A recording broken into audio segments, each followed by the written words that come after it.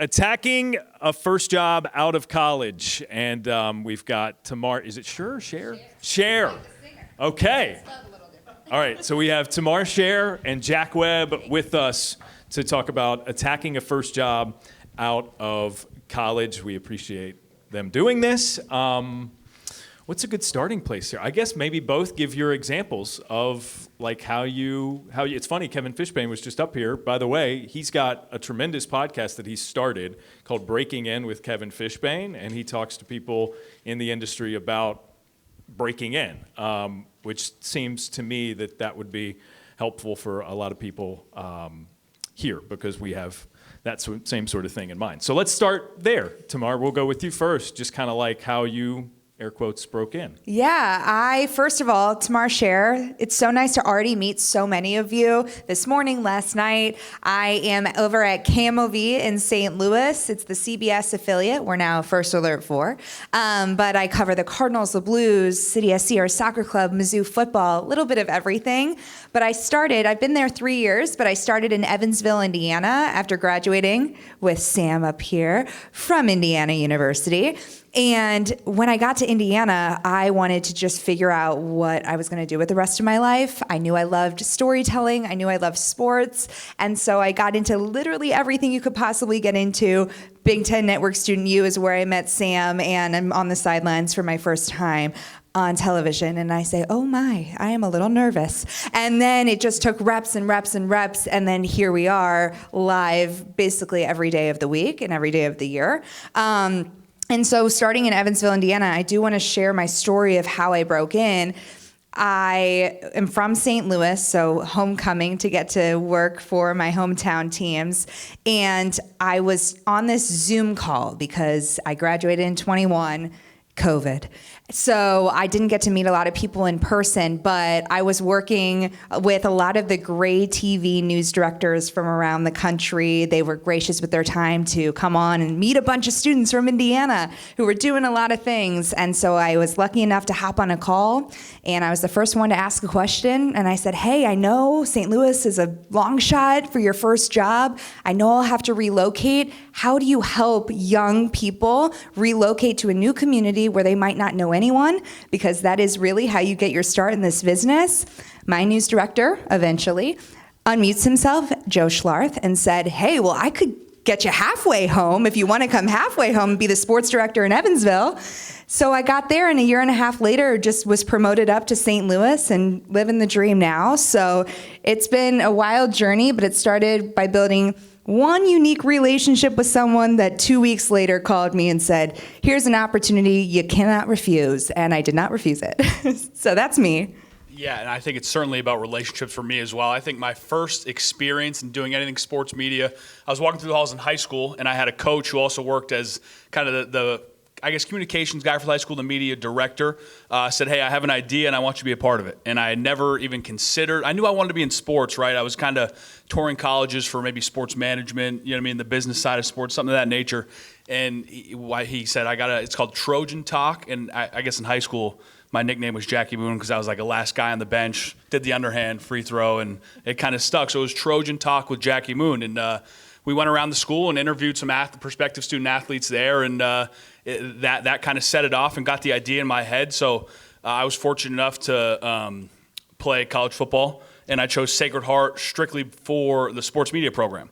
And then football went well and transferred up to University of Maine, where they actually had not really anything. It was a very small journalism department that I'd walk into class and there would be 6 kids sitting there, you know, and it was kind of very hands-on. But what helped me a ton was there was nothing at the University of Maine in terms of set up for the students, right? There was a student newspaper that I think had one sports writer chair, and everything else was, you know, up for grabs at the time. So I reached out to the people in the athletics department that I knew and just started doing sideline for the basketball team, for the hockey team, and that turned into a summer internship at the station I'm the sports director at now. And yeah, long story short, there it is.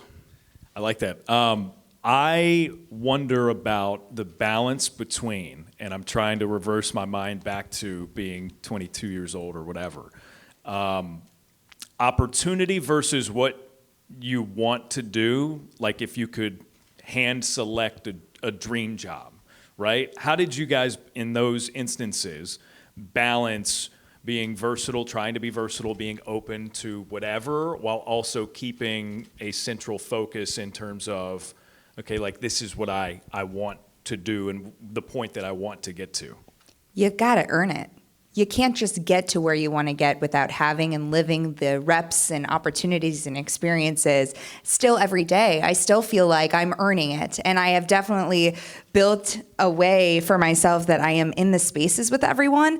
But truly, in Evansville, I'm moving to a place I know no one. And yes, I am 2 hours from, or less than, from Bloomington, which is where I went to school. So it was a little bit of an easier transition, but I didn't know anyone. And I really had to lean into building a new community, learning what it was like on a new platform, a new stage in front of people that I didn't recognize. And now I have the phone numbers of all the high school football coaches who I loved, and they keep up with me. Every time they come in for a Cardinals game, they're messaging me. And I was able to build those relationships really, really fast to be able to say, okay, I feel comfortable here. Now I'm making this home, and I'm really leaning into everything this has to offer. And I'm creating opportunity too.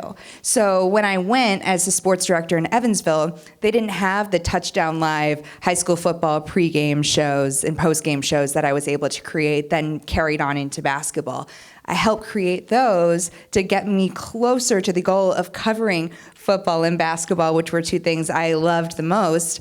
And once you settle into a place and earn your place and grind, we're still in the grind, but it is a different kind of grind. The places that you go, it'll always be that. But I think it's something to say, to be humble and to go into a space knowing that you're constantly learning, and then a space is going to be new every first time you enter it. So making sure you don't get intimidated, you go with confidence because of the knowledge that you have. Yeah, I think that's why this is so great, this panel, because you're someone who just got there, right? And I'm still at the first job trying to figure it out. And I think what I've just fully bought into is going to be a cliche, meathead football player, but the process over the outcome, right? You want to keep those long-term goals in mind. You want to maybe write them down somewhere. You want to be able to see them, but you're not going to be able to get there if you don't focus and completely own the current role that you're in. You know what I mean? That's from the first day on the job.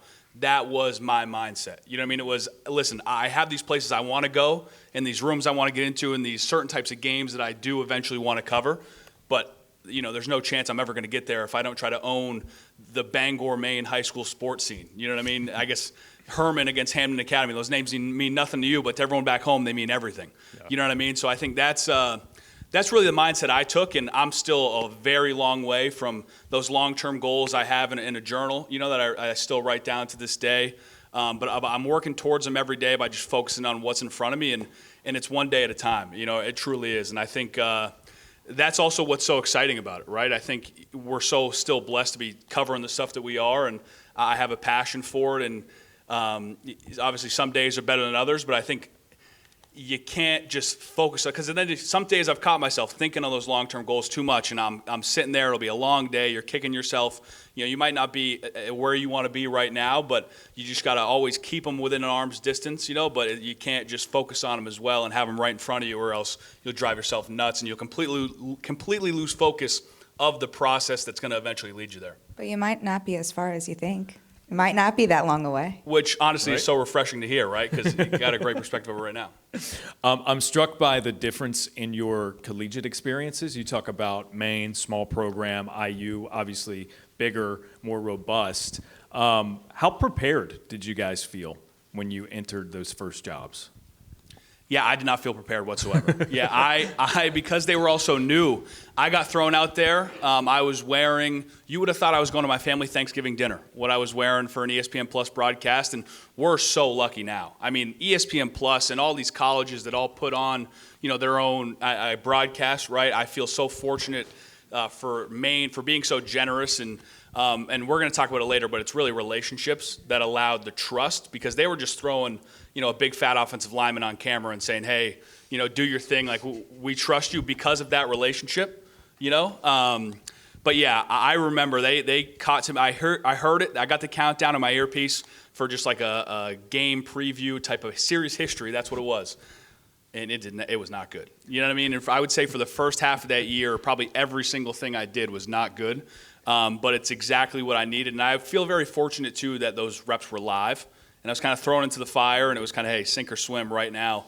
And I definitely grew quickly because of that. But I was definitely terrified and underprepared because of just going to Maine. Like I was a journalism major, setting up to be a sports writer, right? And then here I am on camera, gathering a report and using those skills, you know what I mean? But I didn't have any experience in terms of what it really means to deliver a report or anything of that nature on camera. So I was underprepared, but I think it worked out for me in the long run because it forced me to swim.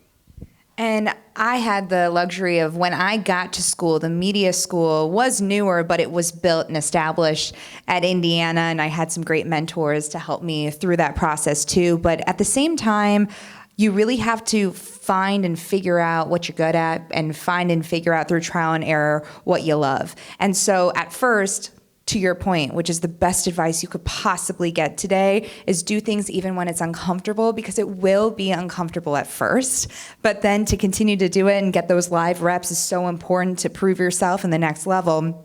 But I started creating. So it was COVID for me. So I didn't get those opportunities really. I did some Big Ten Network Student U stuff and was able to be a sideline reporter for men's soccer, swim and dive. I didn't even know poolside that I could do something like that, but studied up. And all of the different opportunities I could do, I did. But at the same time, I wanted more because I wanted to be able to establish myself and try and be the very best version.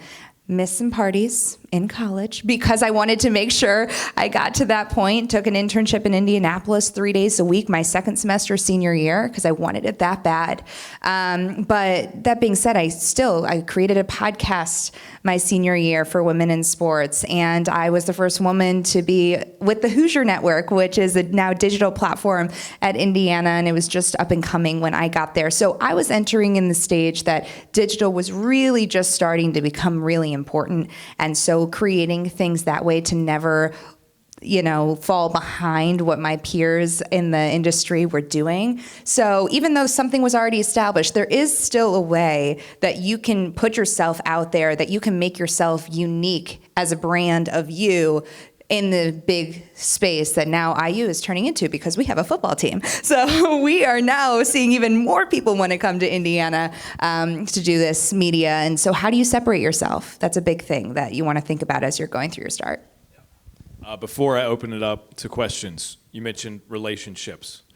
How were relationships, the specific ones, to where you landed, important to your getting that?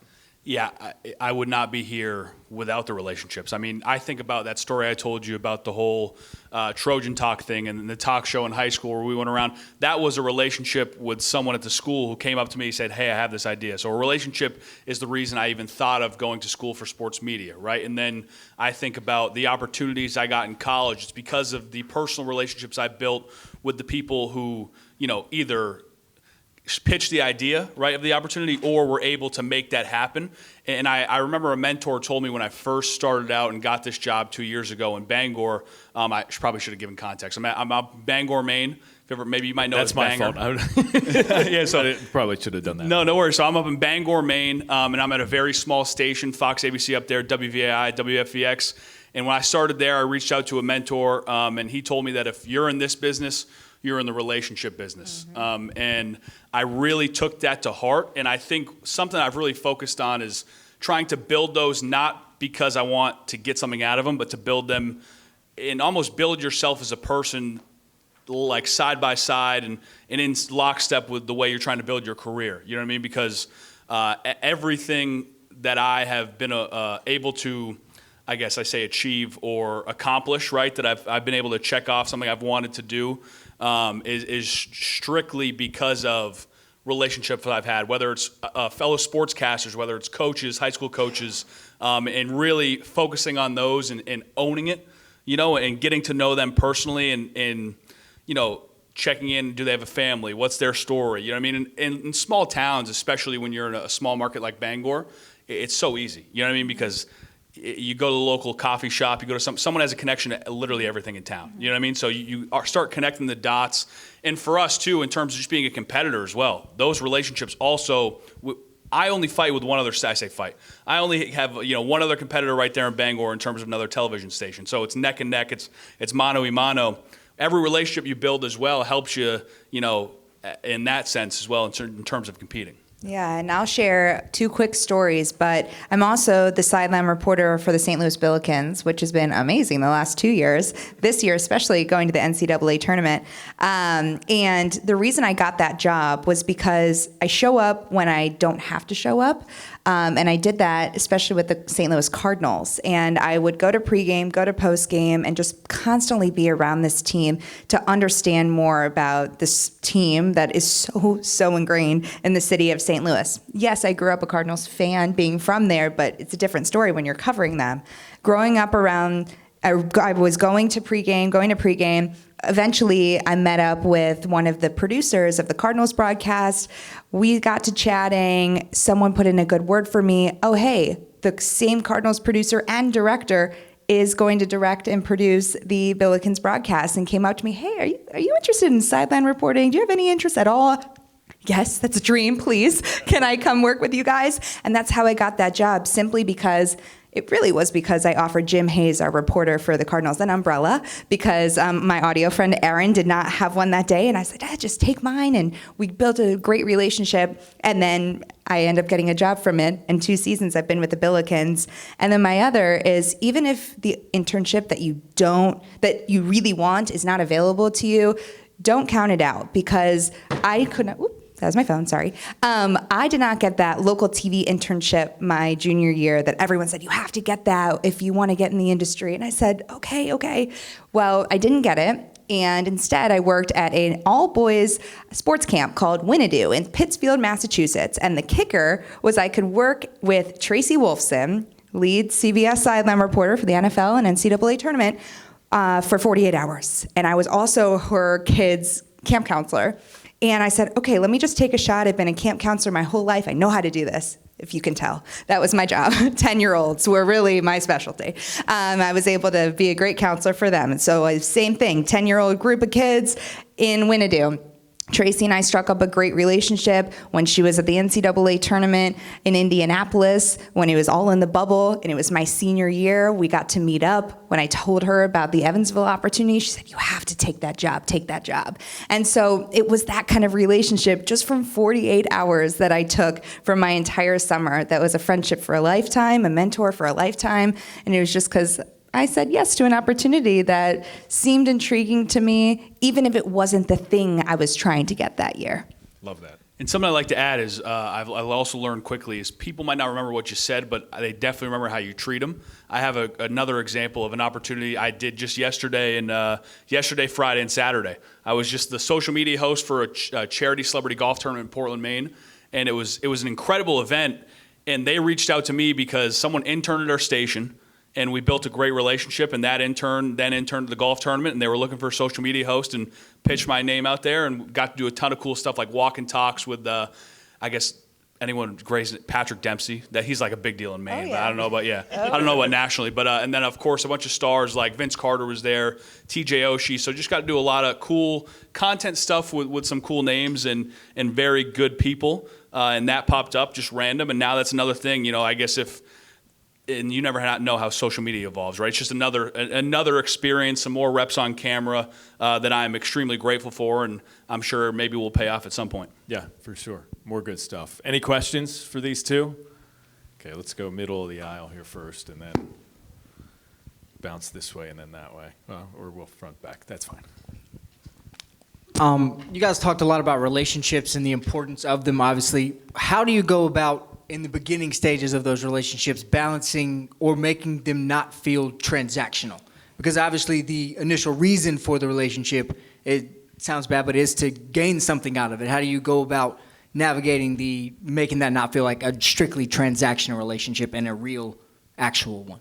That's a great question, because that's how I feel like I approach this Cardinals job, was showing up when I don't have to. And of course, still on the clock, there's always something to be gained from being there in the space and being able to look someone in the eye. But I talk to guys even when I don't need an interview, and not to waste their time. But if I have a question, I see something, or I want to build rapport, relationship, I see them out. I'm not going to take up too much of their time because that's disrespectful. But I want them to be able to know who they're talking to and who they're dealing with, and that my intentions are good and not a gotcha kind of girl. I want to make sure you understand what the goal is here, and that is to develop a relationship to carry on, that we can help each other. Because that's a big thing with media too, is getting people and athletes especially to, you know this, to understand it is we help each other because it allows you to tell the story that you want to share for the rest of the public. This is your way to talk to everyone else and all the fans and explain yourself if you have a bad outing,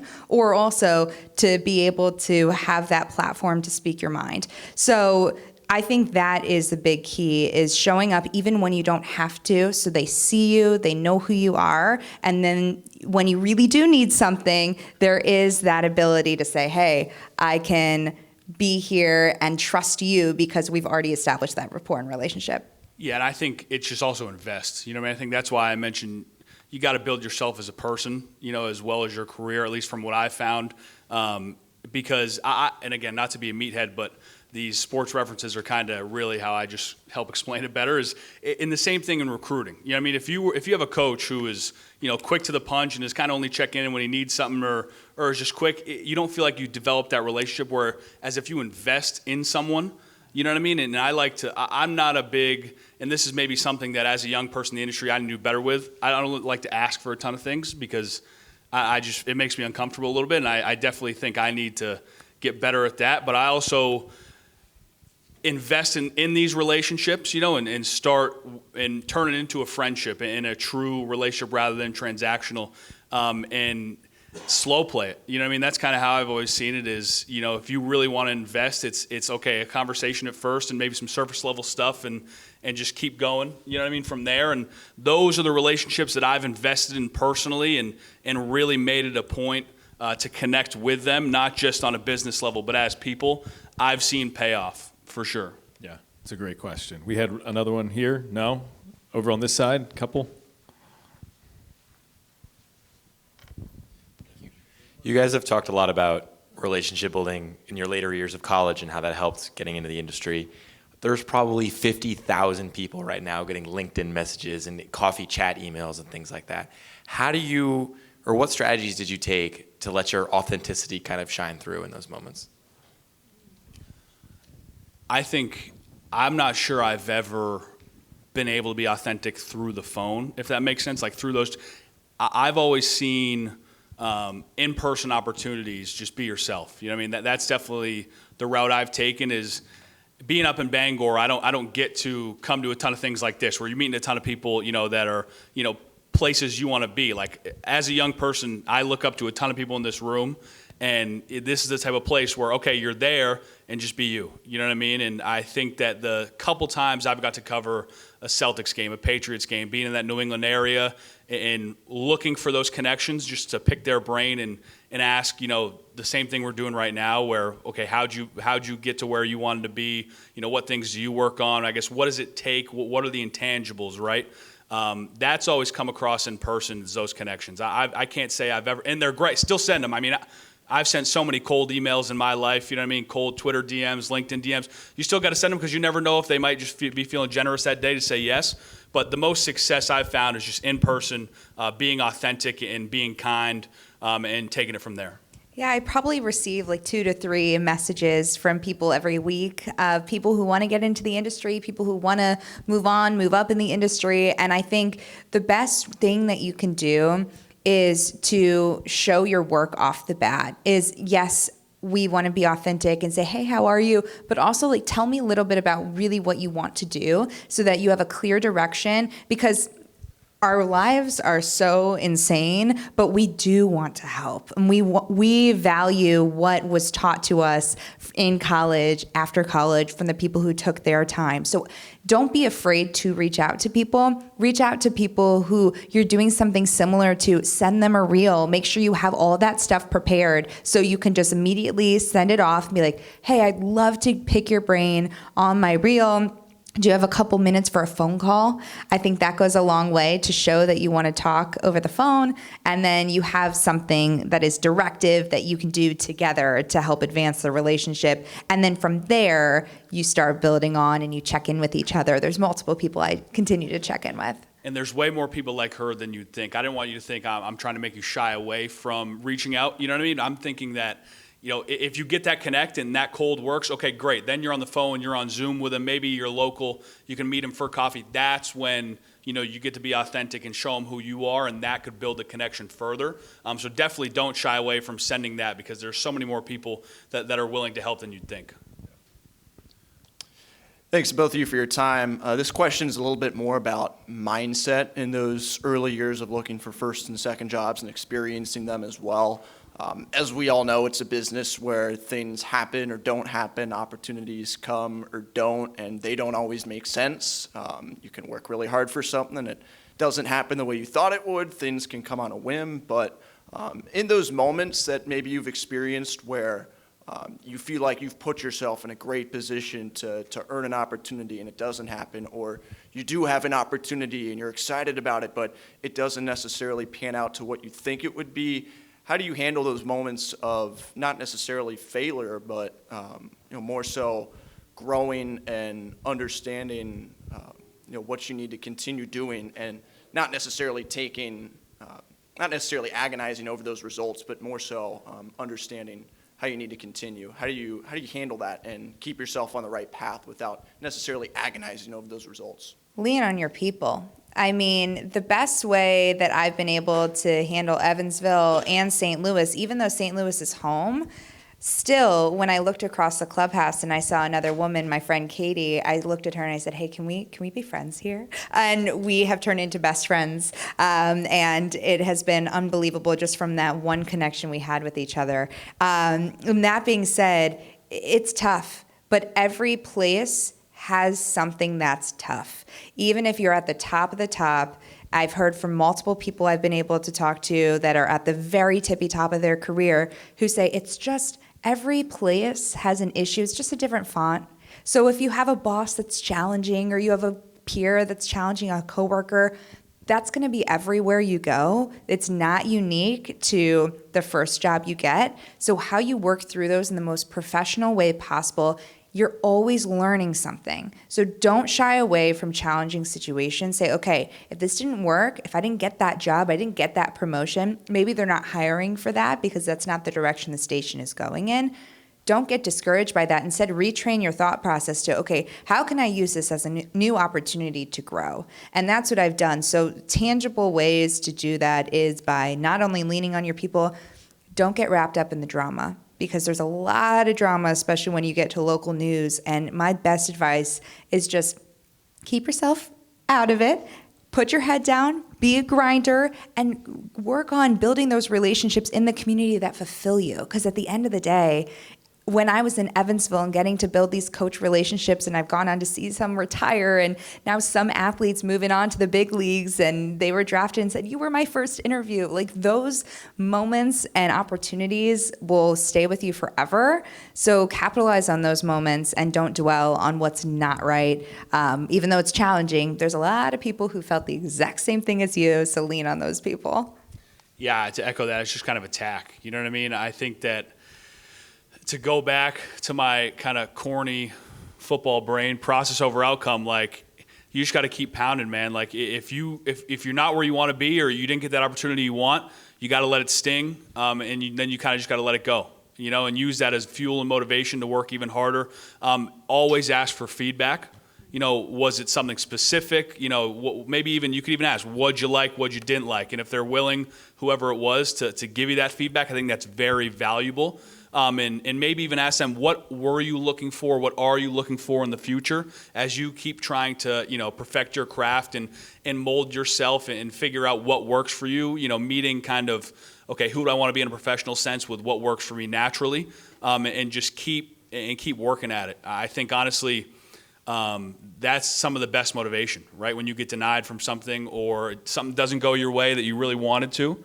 I think in the past that I've thought of that's made me a better sportscaster and professional is some of those, that I've applied to, or maybe even an in-house promotion, right? You know what I mean? It's that and not in a bitter way. You know what I mean? Not like, oh, I should have got that over them. It's like, okay, this is the situation I'm in, right? How do I react? Because that's all it's about. It's reaction, and what do you do when it doesn't go your way? Yeah, love that. So the question I have is, and I'm kind of in the same spot as you all, being younger in the industry, but not like super young. How do you balance, I just got out of school, I got to eat, and I want this opportunity because I don't know how many of y'all apply for jobs yet, but they don't always pay what you need to be paid to keep the lights on. So like, I'm serious. How do you weigh that decision? Because that was something I went through myself. Like, to make this work, my first job, I still lived at home, and I just drove everywhere from Illinois to Indiana, and then obviously made it work out, but that's not an option always for everybody. So yeah, how did you all explore that when you know that first salary might not be what you thought it was when you saw everybody on TV? Yeah, my mom's sitting over here, so she knows. I wasn't the most cost effective in my first apartment in Evansville, but it was great for the community. I met a lot of friends, and it was really wonderful, but I definitely could have been better. But I did move back home, so then I could live with my parents for 2 years, and then now moving in with the boyfriend. But that being said, it is a balance that you have to strike between knowing that you're going to get somewhere and having to just feel it for the first couple of years and figure out what works best for you. And what's tough is this industry is so competitive. Everyone wants the gig, but you have to be willing to go to that small market, to be willing to get paid not as much as you think as you deserve or want, just because you have to cut your teeth. And that was something that I saw all of my girlfriends out of college go right to Chicago. And they were living in the big city, and I was going there all the time because I missed my friends and blah, blah, blah. But I knew that I was in the right position for my career, because if I put my head down and really leaned into what that first job had to offer me, it was going to get me somewhere if I really worked at it. And then it did. So, and I'm still doing that. And I'm still putting my head down and grinding and working all the time. And I'm still not exactly where I want to be for the pay. But that being said, it is just an inch better. And that gives you hope that one day, like, there will be an opportunity. And I am living a very comfortable, happy life, but it is making those sacrifices for the greater long-term goal is really important. Yeah, same thing. I think it's all about sacrifice, and I think there are definitely those nights where you question everything, right? I mean, you really question everything. How bad do I really want this? Do I really love it? I mean, just being honest, you definitely do. You know, when you're fighting some of those struggles, and I think I was always told say yes to everything, and I would stand by that. But what that especially early on, and I'm 25, so I don't know if that changes as you go up, but when you say yes to everything, a lot of that stuff you say yes to doesn't pay anything as well. But some of those are the best, you know, for your resume, for your reel. Maybe some of the best stuff, that the best work you can do, the best opportunity you can get at the time is something, hey, can you help out with this? And like some of the best, like all that sideline reporting stuff, it was for free. You know what I mean? But it was hours and hours and hours of dedication to it. And it has really made a difference in my life and early on in my career. And I think that's something that you kind of just have to accept early on. And I'm navigating it myself, you know. And again, like I said, there's those nights where you're staring at the ceiling or sitting at your desk and, man, you know what I mean? I got this bill's coming up. I got this and that. Christmas is around the corner. That was my first experience with Christmas. That hurt my soul. But yeah, I think I'm certainly still navigating that myself. But I love it. I really want to do it. I enjoy every day. I'm not sitting at a desk, 9 to 5 on an Excel sheet, and I'm very grateful for that, because that's something this is something I want to do, right? And I at least thought we got to see it through early on, and as life gets more serious, thankfully it's not for me right now, which is awesome. Yep. So I'm still kind of in a spot where I can, it's just me, so I'm good. If I'm good and I can, just get by, then we're all right. So I'm very fortunate to be in that situation. But yeah, it's definitely, you got to be dedicated. And like she said, you got to sacrifice for sure. Say yes. You have to say yes. You have to really lean into there. That's like the best advice you could take away from this whole thing, because that's where you meet people and that's where you end up building those really good relationships, is saying yes to things, even if it is a little more taxing or you're working a little harder, a little longer hours. That's where you meet the best people possible that get you to where you want to be. Nick? You talk about the relationships and continuing to lean into those, maybe with people that you don't work with yet. Maybe you haven't even met them yet. Maybe it's all been text, email. How often are you checking in with those people? How often are you trying to stay on their radar but not be a nuisance? Where's that balance? How are you going about doing it? Is it a phone call? Is it text? Is it email? What have you found that works best? Yeah, it depends on the level of relationship you have with that person. There are some people that I've developed a really strong relationship with who I can just, if I did a cool story that I want to make sure they saw, or something blew up on Twitter, I'm like, hey, like I did this or this happened, like I'm excited to show you. Then it's a little give and take to the relationship, to where I'm getting updates from that person like they're getting updates from me, and it feels a little more cohesive in that way. And that's a place you always work to get towards, so it can be a mutually beneficial relationship. But at first, especially when you're establishing a relationship with people who are in the position that you hope to be in one day, for example, I mentioned my mentor, Tracy. I'll give her a call or a text a couple times a year, but I'll even reach out when I don't need anything. Like it's her birthday, or it's something that like I feel like I have that relationship with her to where we've built a strong friendship to where I can reach out when I don't need something. Just say, hey, thinking of you. I hope you're doing well. Congratulations on that Emmy that you won, or the award. It's really wonderful to be able to just have those touches to where every time you reach out to someone, it's not, hey, can you get me this job? Hey, can you help me with this? Like you have a little bit more of a personal relationship with someone to feel a little more comfortable. Yeah, and that's 100%. Like that, when I said invest, that you just pointed it out exactly what I meant. You know what I mean? Is it's not just transactional, you know, like we talked about earlier, and just diving in. Every Sunday, I try to sit down and reach out to a handful of people. It's not the same people every Sunday because I don't want to be, you know, really a pest. But I try to make it a point every Sunday, whether it's, you know, anywhere from 1 to 3 people that I've connected with, whether, you know, they're a college kid that's reached out to me, or whether it's someone that I'm actively reaching out to and trying to build a relationship with. I try to make it a point. Now, is it every single Sunday, all of them? I can't promise you that it's been every single Sunday, but it definitely make it a point to, on those days, and have a day for it where you just reach out and touch base with someone. And it can even be one person, you know what I mean? And that's worked out a ton for me. And we talked about the money thing, right? And saying yes to everything. I remember one of my relationships paid off where Thanksgiving week last year, I got to go sit in on just the whole college game day operation for Michigan, Ohio State. And it was incredible, right? And it was awesome. And it was a relationship paying off in terms of just watching how it works at the highest level, you know? But it was, you know, it wasn't just free. I was paying for the flight, the hotel, all that stuff, you know? And I think, but that opportunity came up from checking in, you know what I mean? Probably once a month, once every other month, you know, with someone along those lines, I think really pays off and helps you invest. And you guys end up talking about so much more. They'll sometimes, like, you'll, you know, talk to somebody, whoever it may be, and they'll start, like, you'll get comfortable enough, and next thing you know, you're finding out, like, inner work information, you know? I'm like, all right, oh, geez, McCraw, you're kind of getting brought into the drama, not that you're involved, but you're learning about some of it, and I'm like, all right, because you build that relationship, like, you invest in them, and next thing you know, you're not just, you know, a mentor-mentee, you're friends, you know what I mean? I think that's the coolest part about it, because what I found is, especially as, you know, a young person, all we do is go on social media. Like, we see a lot of you guys, the stuff you guys cover, the stuff you post, and in our heads, you're something so much bigger than, we're all humans at the end of the day. You know what I mean? And I think that's what you realize is, probably it's the same thing with Tracy, is, okay, you know, in my head as this young person in the industry, you're such a, like, you're an icon. You know what I mean? Like, you're someone that I look up to, that you're someone I want to be, right? And then all of a sudden you get to talking to him, and whoever it may be, you know, and, oh, you're just a human. We're human beings. I mean, oh, you're a normal person. You know, it's pretty funny how social media and what you see online and the constant, you know, seeing them at games, this and that, you can kind of get built up in your head and be intimidating. They're just humans at the end of the day. And everyone talks and everyone's connected. So make sure you're friendly to everyone, as I'm sure the many, many veterans in this room too understand that you're always going to cross paths with people. Yeah, that's a good point too. Zach?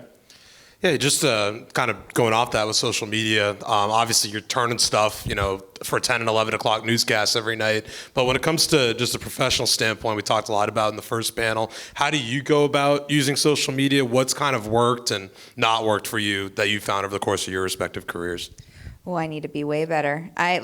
You always can be better at social media because it's all about consistency and it's all about making sure that you're putting your stuff out there. I think the best work that I do, because we go to so many press conferences, we go to so many like locker room opportunities, clubhouse opportunities, putting that content out there because you can't fit everything into a 2.5-minute sportscast. And I have the luxury of having a news director that says, okay, then go put that on your social media because the brand of you is helping the brand of the station. That's how I look at it. So when you're putting yourself out there, you asked a great question that you can't it's too niche to put that in your 2.5-minute sportscast.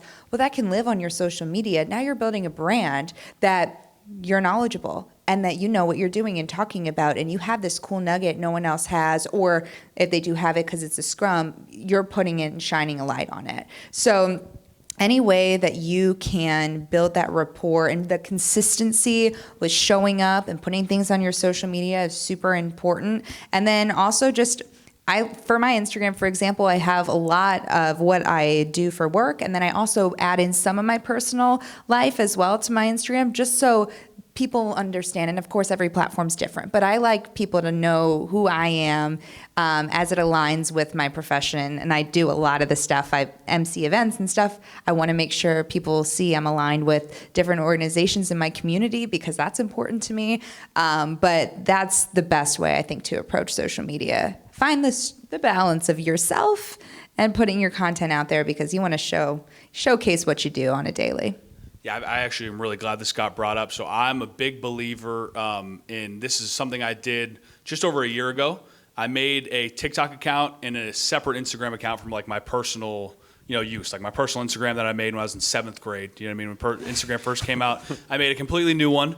And I used it not only for work, but also I used it for a daily. I tried to post one video a day talking on camera. And I was recommended to do that by a mentor, and it completely changed everything for me in terms of my game.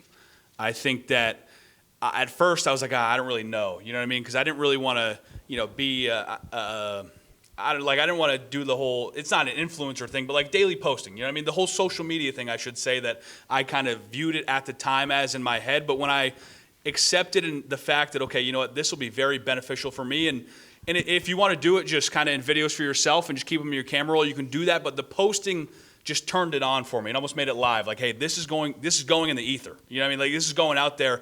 Anybody can see this. I have to take it somewhat serious.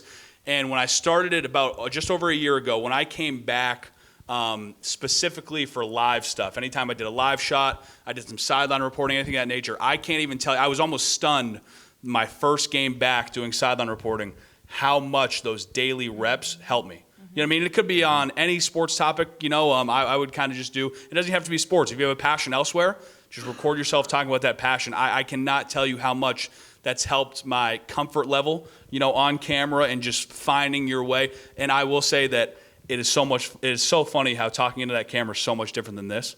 Like I'm still right now crapping my pants. I mean, it's so much different. It's so much different when you see the eyeballs. You know what I mean? Rather than it's just a screen and you're sitting there. I do this thing called walks with Webb.